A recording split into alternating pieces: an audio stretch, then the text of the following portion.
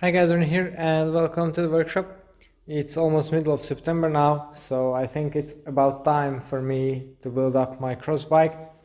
I only have one now because I've been planning to change from Trek Boone to the S-Works Crux as I'm changing all my bikes to Specialized, but this one hasn't been sold yet and I need a bike for racing, at least one. So I'm going to build this up. So this is size 54 Trek Boone Race Shop a limited frame set. Cockpit wise, I'm staying with the MV standard non-aero setup. Integrated seat mast of the Boone frame. Already have the Kogel ceramic bottom bracket right here with the cross seals. That's pretty neat. Wheel wise, I have two wheels. So I have the Paradigm CX Race Shop Limited. This is a special Cyclocross edition tubular wheel from Bontrager, aluminum rim. So this is more as a spare or for training. The one problem that this wheel has is you can't really get an XDR driver for this hub, but you can get an XD driver for this hub, which I can machine down to make it into XDR basically. But they didn't have this free hub in stock. So for now I will have to use my MV-CX wheels where I already have the XDR free hub because I'm running the Carbon TI hubs. But anyway, I've been using this wheel set for most of the time because, well, it's just extremely nice to ride, super light, very responsive and good grip. Because of the compliance of the carbon. Group set wise, it will be a little bit of a mix because I will have the Force 1 electronics and braking, or Force Axis or whatever in a 1x setup. So this is it. Yeah, this will be my group set for this bike. I didn't really want to go for red for cross because I don't really find it's worth it. The set will be red because there the weight difference is big, and I think because of the higher grade material it will last longer. And then I have the cranks, which are a bit of a hard point for the Boone frame because it's BB90, so I can't use the nice new dubbed cranks. This is the new style SRAM red crank, but with the old style GXP axle. It's quite rare, quite hard to get. You have to pre-order it and wait a long time. So yeah, a bit inconvenient with this track frame. But now I have it, so now I can build it up. Essentially, I've been just waiting for this. That's why I didn't have the bike ready. And I ordered two, so in case you need one. Because I only need one, then I can pass it on to someone. And saddle-wise, I actually sold all the Berk saddles that I had in stock, so right now I don't have any. Maybe I will use the Lupina or order one, but for now I have the S-Works Power, which I wanted to try out anyway. So we'll see. Yeah, so this will be my cyclocross build for this year. Actually, last year I had two bikes, but I never really used two in a race because it wasn't so muddy.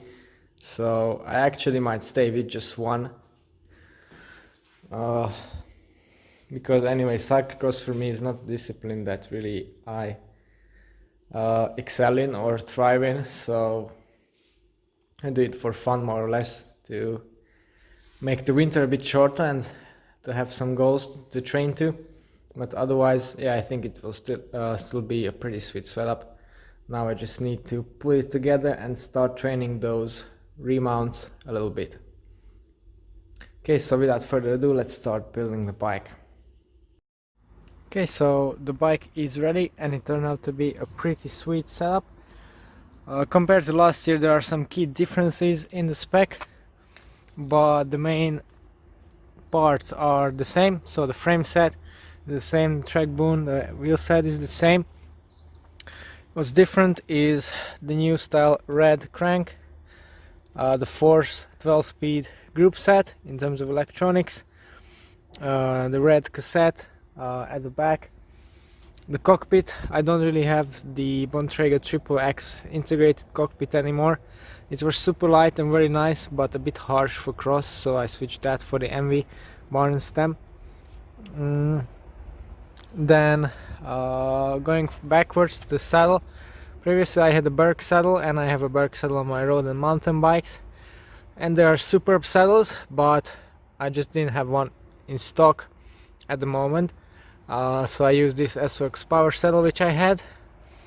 The back is more rounded, which can solve potentially one of the problems I had with the Berg saddle on cross, because sometimes I got caught in it, so it slowed down the remount a little bit. Also the front is short, so it's a very compact saddle and kind of a rounded shape all around, so it could be better for dismounting. And then one problem I had last year with the freezing of XTR pedals, the mud freezing in them. Now I have the Loop Track Carbon TI pedals, and I have these on my mountain bike and I'm very happy with them, so I'm looking forward to try them out in cross conditions as well. Okay, so this is pretty much the build itself. Of course, because it's eTap and because it's a standard bike with no integrated parts on it, and there's only the rear brake hose to route, it was been a super easy build. One note of why I'm using Force and Red combination of components. Well, it's pretty simple.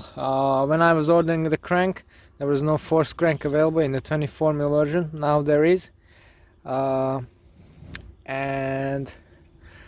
I just didn't really want to spend that much money on the cross bike this season, because it's not my key discipline, and I'm going to upgrade my time trial bike soon to a brand new one, so I want to focus the investment there.